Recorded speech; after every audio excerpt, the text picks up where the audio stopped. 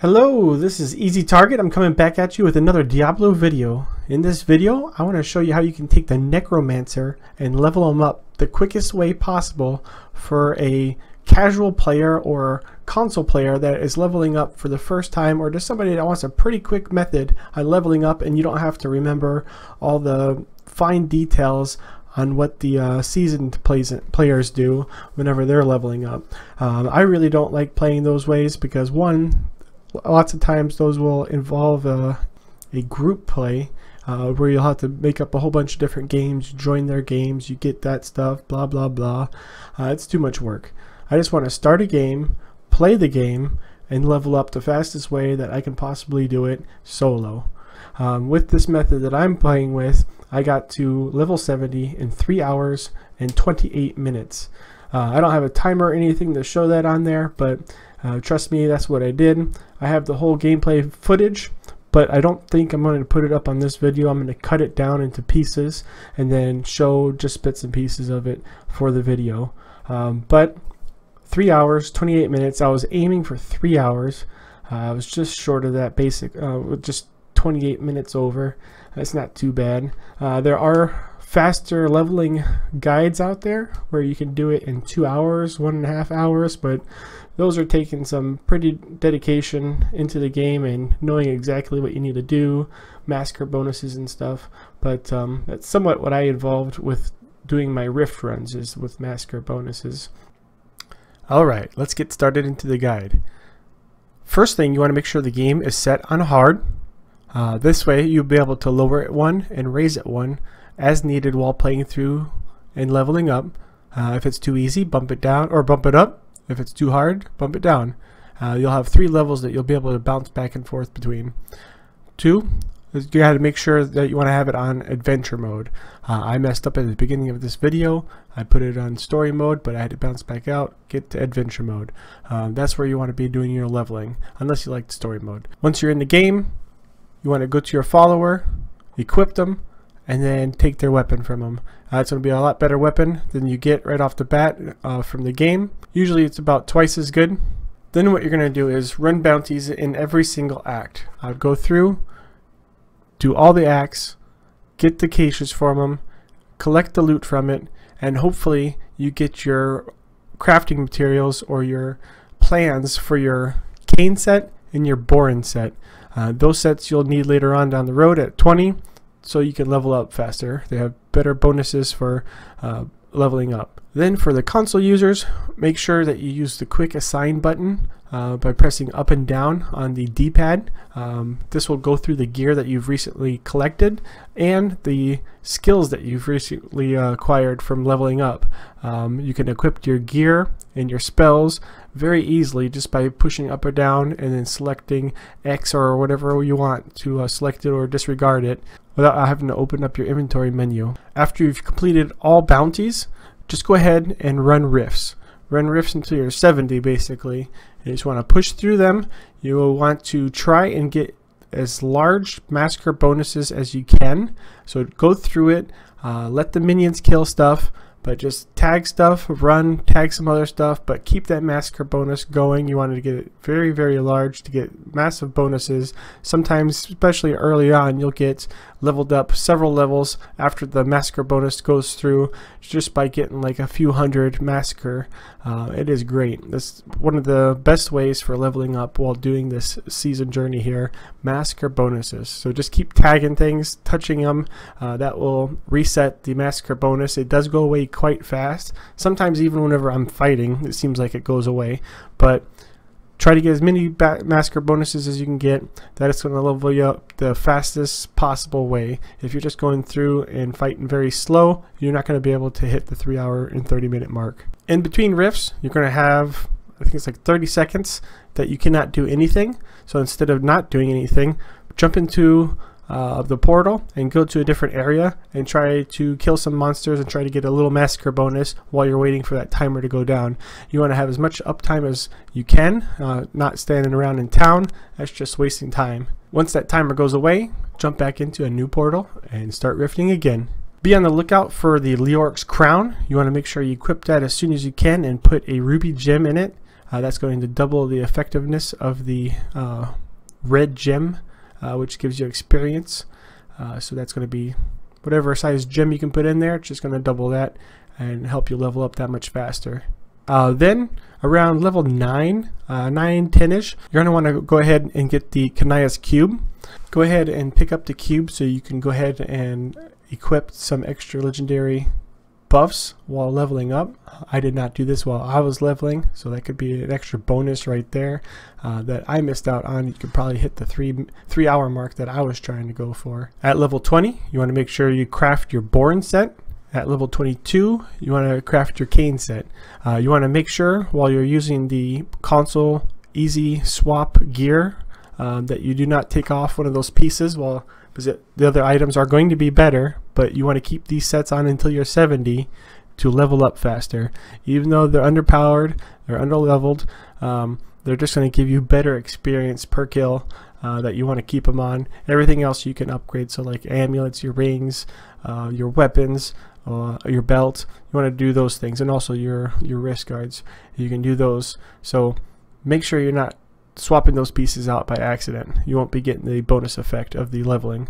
Then at level 43, you can go ahead and try to craft a level 60 item with level reduce, so you can get a pretty good weapon at level 43. 45, it's going to be hard to get the max out level reduce for that, so I'll try maybe a little bit higher. Try a couple times, don't spend too much time on it. If you can't get it, just keep playing. Then at 55-ish, you can try a level 70 weapon with level reduce on it and go ahead and take the benefit of that, but they are pretty hard to get.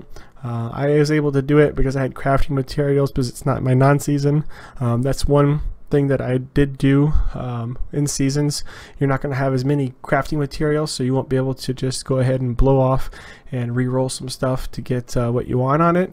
I just made one. I rolled it a couple times. It wasn't a whole lot, so I tried to make it like a season, but other than that, that's the one thing that was kind of questionable about being a season run, was me just re-rolling some stuff on that item. One thing that I do want you guys to know is I am Paragon level 800, but for this playthrough I did not put any stats in any of my abilities to buff me while I was leveling up, so this is basically like a fresh start.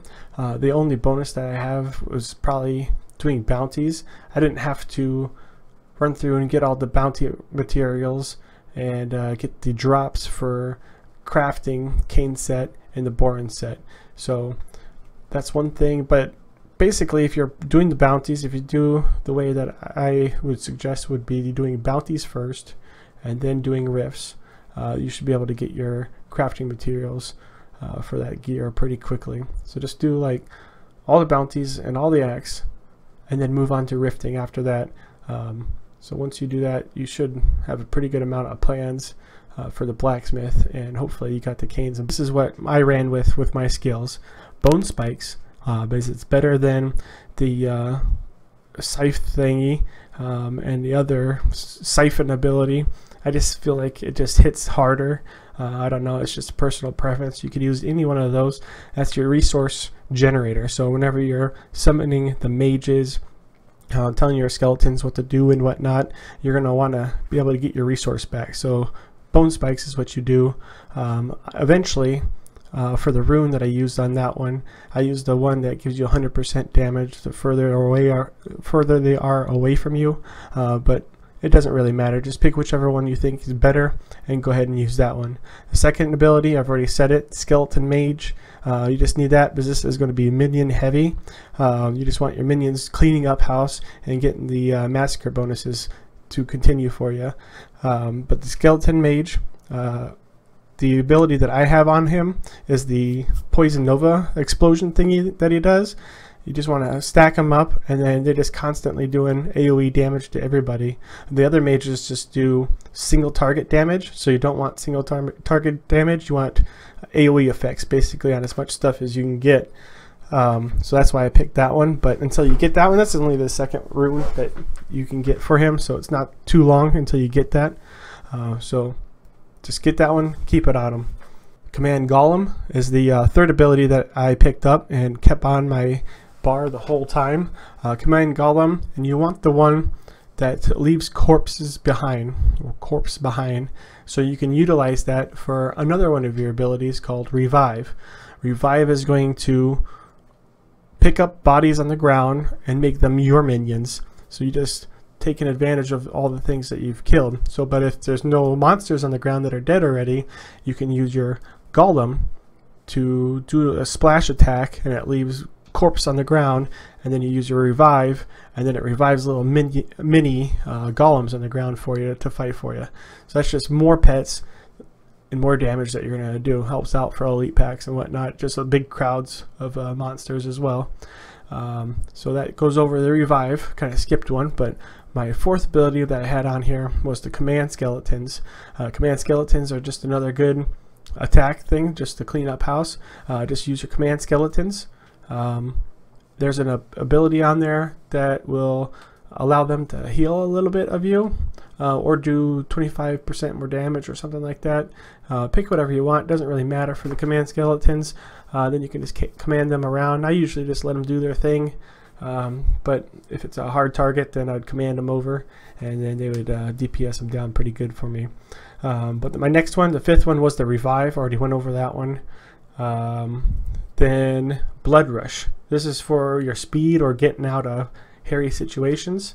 Or just getting you through the map, really. But Blood Rush just ports you along. So it just blinks you through stuff, gets you out of the way. Use whatever rune on there that you want. It's not that big of a deal.